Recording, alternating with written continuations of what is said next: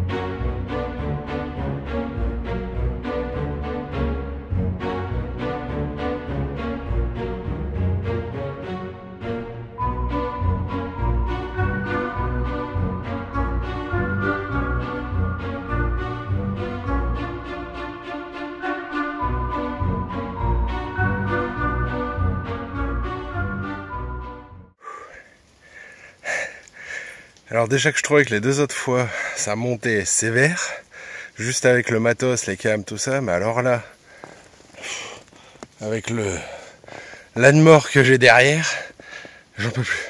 Mais ça va, je suis pas loin. Allez, on y est presque.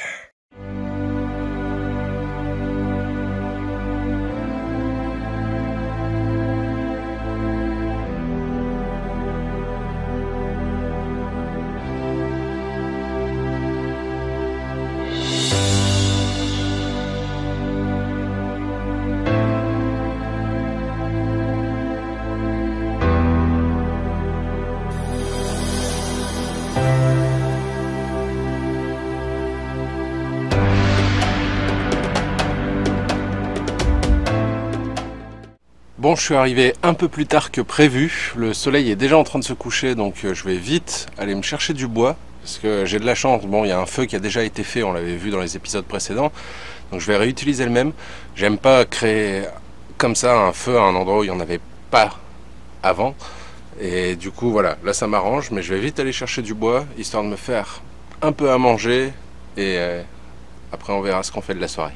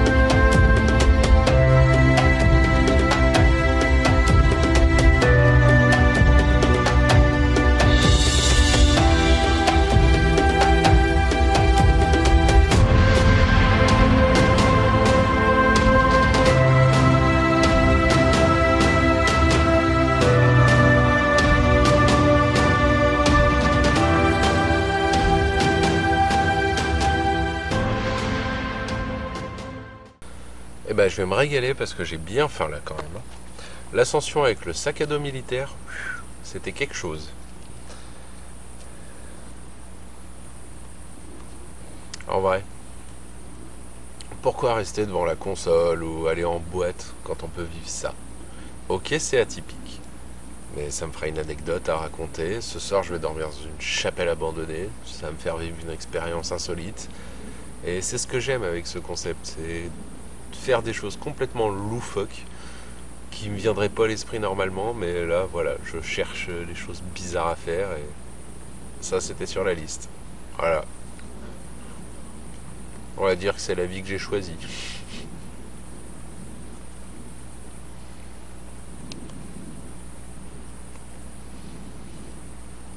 En plus, il fait super beau. Le ciel est étoilé, il est magnifique. C'est parfait.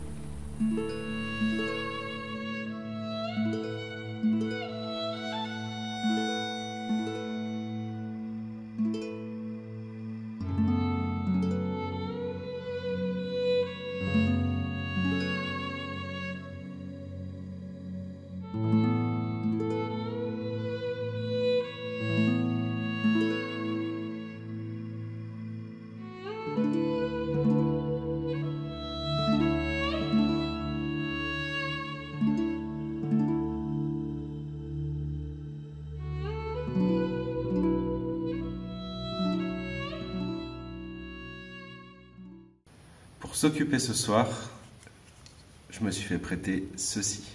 Vu qu'on connaît déjà l'endroit par cœur, je me suis dit qu'est-ce qu'on pourrait faire de sympa qu'on ne connaît pas. J'ai une amie photographe qui m'a prêté donc cette jumelle à vision nocturne. On va aller tester ça, on va voir ce que ça vaut parce que c'est un objet qui pourrait pas mal m'intéresser. Et d'ailleurs, entre parenthèses, donc cette amie photographe, on va faire des vidéos ensemble. J'ai plusieurs projets où sa présence sera plus que bénéfique pour les épisodes. Voilà, allez, on va tester ça.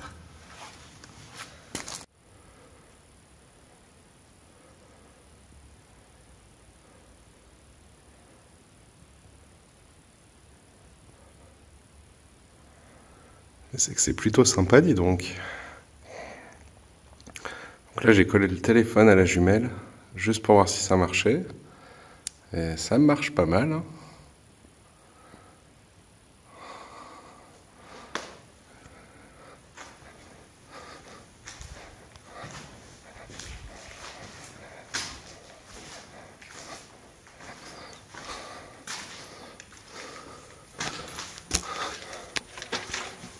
Et dehors, ça vaut quoi?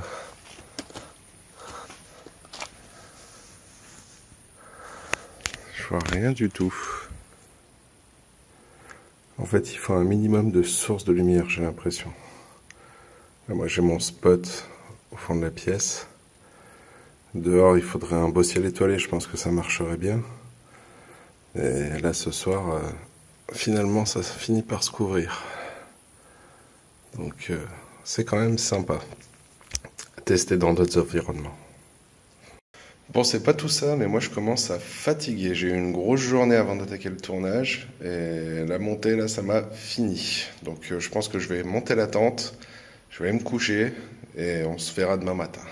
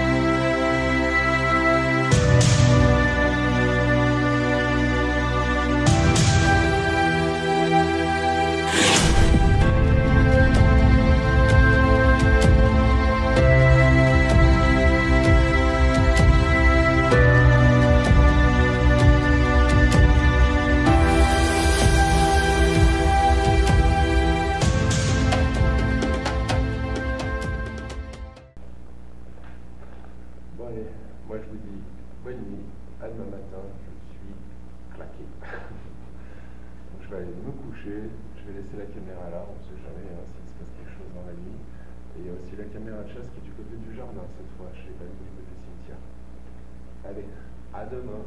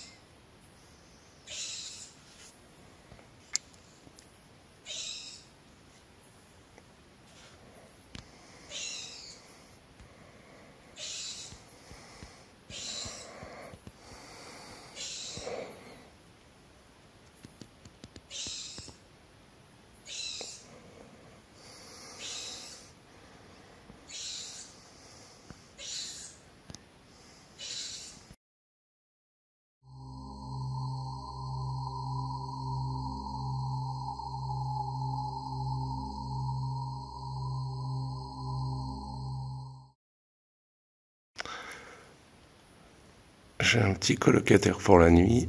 Je sais pas si c'est lui qui fait du bordel depuis tout à l'heure. Ça a l'air d'être un écureuil. Ou un loir, peut-être, je sais pas trop.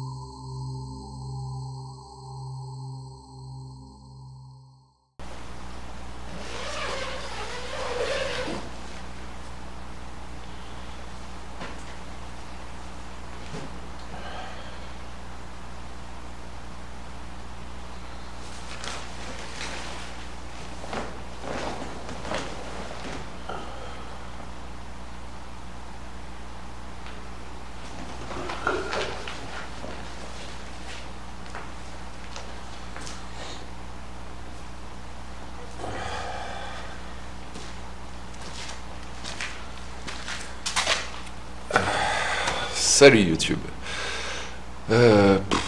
Bon, il est 7h. J'aurais pu... Ouais, 7h30 même.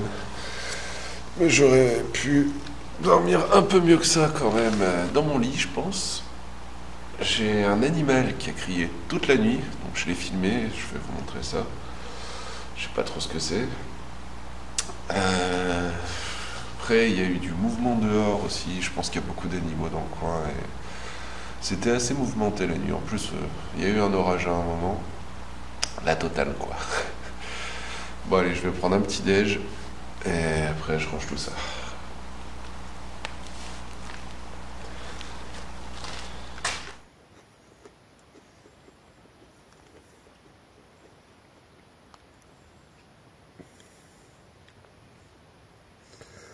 Je m'étais pas trompé. Quand je vous avais dit dans l'autre épisode que j'espérais que les moines prenaient leur café ici parce que ça devait être cool, c'est cool. Dommage qu'il y ait eu l'orage cette nuit, parce que bon, du coup c'est un beau spectacle, c'est de la brume, mais j'aurais bien aimé un petit lever de soleil. Là, le ciel, c'est pas ça aujourd'hui.